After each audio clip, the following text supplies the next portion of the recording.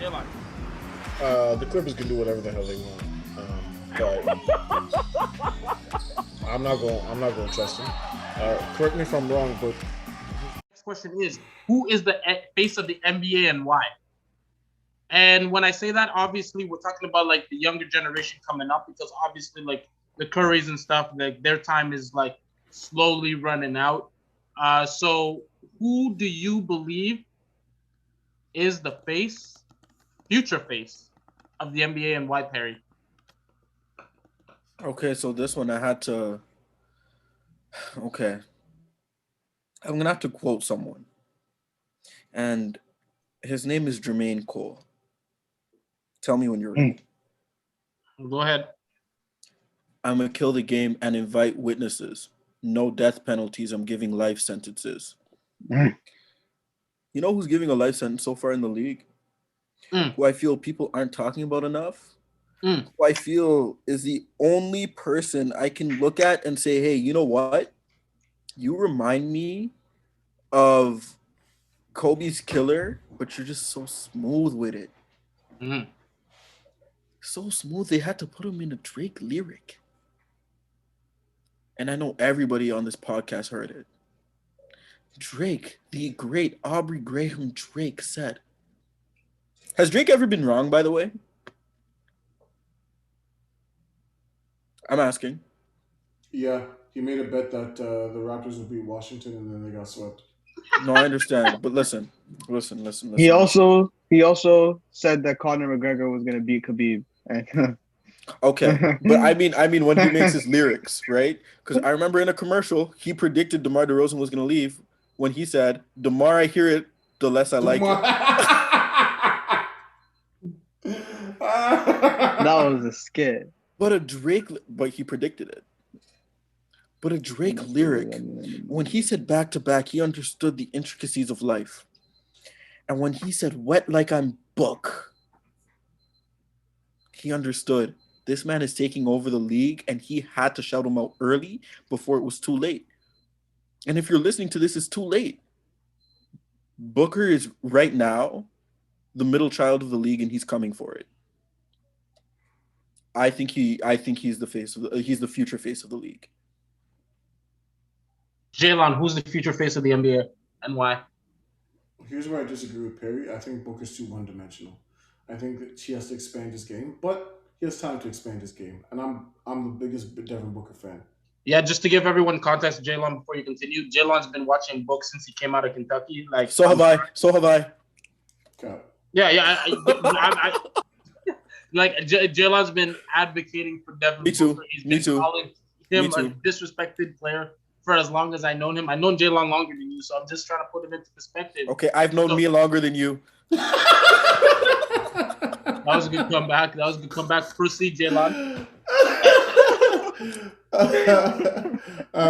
I have Luka Doncic, because when I say the face of the NBA, I think there's more into it than how nice your game looks. I think it's how you carry yourself. Does the media like you? Are you marketable? So on and so forth. Not to say that Devin Booker isn't, or there aren't other people, but it's Luka Doncic. Black people love him. White people love him. Mexicans love him. Asians love him. Like, who hates Luka Doncic except for me? But that's just dude. I was gonna say except for Jalen, who hates Luka Doncic? But like, yo, Jaylon, that's just because I got hate in my heart. That's it. But Jaylon, let's be honest here. It's not like I understand you hate him, but you're struggling to hate him, and you can't even lie. Oh, 1,000%. Because the reason I dislike him is because he's Serbian. And the reason I dislike Serbian hoopers is because every time a Serbian hooper comes through, all my Serbian friends message me and talk about the Serbian hooper like he's Michael Jordan. So I've hated every Serbian hooper since. But Luka Doncic is so marketable. He's likable, he's friendly, he's funny, he's a goof, you know what I mean? And walking bucket. And is breaking records before the age of 25.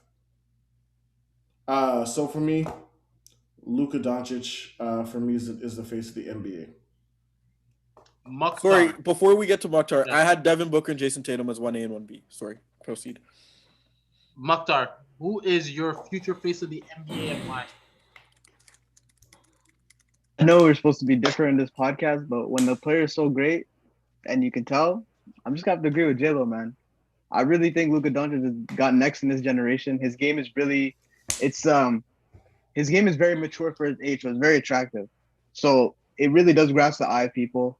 He was 21 years old, averaging 29, 9, and 11. Like he's ridiculous on the basketball court, and it's the fact that he's so young doing this stuff. Like he's 22 years old, he's in his third year, and he's considered already a top 10 player in the NBA, and he's really producing as like one of the top 5 talents in the NBA. He's one of like, if you look at most important players to their team, he is one of the top 5 most important players to his team. Because if he's not on Dallas, what are they? They're absolutely nothing. So when a team, and not to knock Devin Booker, but he's taking his team to the playoffs. So like, I think Luka Doncic is that guy, and internationally, he's already very well known, playing in La Liga. But now it's just going to be on like a whole another level. We have for another 18 years, 20 years. It's going to be crazy. Agreed. I have to agree with you guys. Can I just add that Luka Doncic has had. Can we say that he's had the same level of control and understanding of the game at such an early age as LeBron? It's crazy, bro. He plays at his own pace. I get that feeling. Yeah. Like you can't speed him up. Oh man. He's going at his Coca-Cola pace no matter what. Yo, would you say that Luka Doncic is actually like already and like one of the like one of you need a different company, bro. You need a different company. Sorry, Bina. Yeah, would you say that he's one of the, if not one of, or if not like the smartest player in the league right now? Oh, I wouldn't say that. I don't think he's the smartest. Yeah. But I'd say he's top 10. He's up there. I think in terms of young players, he's the most advanced. Yeah. And exactly. in terms, how far is he from being on all of your top point guard list? I know you had Curry, you two had James Harden. How close is Luka Doncic on your league? I'll say this really quickly. I even told J-Lo this. As soon as Luka Doncic gets in shape, because right now he's still fat. For some reason, he's still fat. But as soon as he gets in shape, it's over. I don't know what's gonna happen, but it's over because this guy's not in shape yet. He doesn't have his NBA body yet. So I wouldn't put him there yet, but I think a year or two, maybe. But once he gets in shape, it's over. Straight up. Yeah. Perry? I think he's a ways away. Like I don't see him passing James Harden anytime soon. I'm not gonna say a ways away. Like I just don't see what he's gonna improve. Right? Like I think he's at a certain point in his game where it's easy to plateau. And we can see his peak. Yeah, like no. What has he built upon from last year? So when you say that, Perry, this is his peak, but you think he's gonna be a long peak? I don't know if it's gonna be a long peak. Because the thing is, you shock in the first year, and then people start to figure you out. How's he gonna adjust to that? That's kind of what I want to see. But I think that this year. Yeah, we did. Yeah, we did see that this year, and I think that goes back to Mukhtar's point. The man is not in NBA shape just yet. I think like once he gets that NBA body, that NBA speed conditioning, like, that's when you're gonna see him go from like that plateau peak you're talking about to jumping up. Like, you see him getting much faster? Am I understanding you right? Yeah, no, getting 100%. much faster. I don't see him getting much faster because he doesn't need to. He plays at his own pace already. He's already like as strong as a bull. He just needs to like. So what's the relevance? What's the relevance of his NBA body? If we don't see, do we see him jumping higher? Being able to be durable during games. What James do you mean Harden durable? had to How many games is he logging? Because how many minutes is he able, logging? Bro, he needs to be able to play 40 minutes like it's his first minute every game.